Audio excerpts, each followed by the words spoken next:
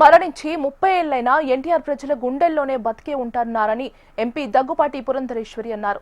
రాజకీయాల్లో ప్రజా సంక్షేమం కోసమే పనిచేసిన గొప్ప వ్యక్తి ఎన్టీఆర్ అని ఆమె కొనియాడారు. ఎన్టీఆర్ పథకాలు ప్రజల పట్ల ఆయనకు ఉన్న నిబద్ధతకు నిదర్శనమని అన్నారు. నందమూరి తారక రామారావు గారు పరంపదించి 30 సంవత్సరాలు అయినా కూడా నేటికి సైతం వారు తెలుగు ప్రజల హృదయాల్లో సజీవంగానే ఉన్నారు అని చెప్పి విశ్వసించక తప్పదు. తెలుగు చలనచిత్ర రంగంలో అన్నితర సాధ్యమైనటువంటి పాత్రలను పోషించి నాయకుడిగానే కాకుండా ప్రతినాయకుడిగా సైతం ప్రజల మన్నలను మరియు వారి ఆశీర్వాదాలు పొందినటువంటి తెలుగు కళామ తల్లి ముద్దుబిడ్డ.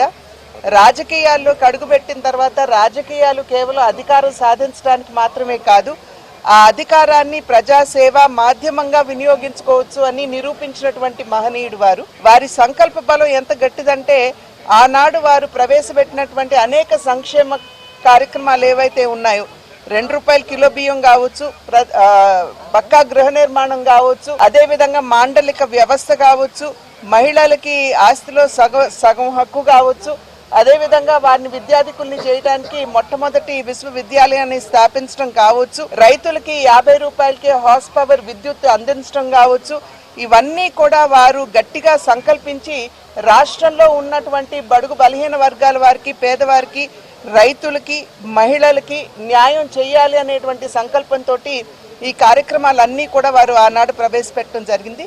ఈనాడు అవే కార్యక్రమాలు ఒకంత రూపాంతరం చెందాయేమో కానీ ఎవరూ కూడా వాటిని తీసివేసేటువంటి పరిస్థితి అయితే దేశంలో ఖచ్చితంగా లేదు. ఇది వారి సంకల్పానికి మరియు ప్రజల పట్ల వారికి ఉన్నటువంటి అంకిత భావానికి నిదర్శనంగా మనం భావించాలి. ఆ మహనీయుడు మన మధ్య భౌతికంగా లేకపోయినా ఎల్లప్పటికీ కూడా వారి ఆశీర్వాదాలు మన వెంటే ఉంటాయని చెప్పి నేను విశ్వసిస్తున్నాను.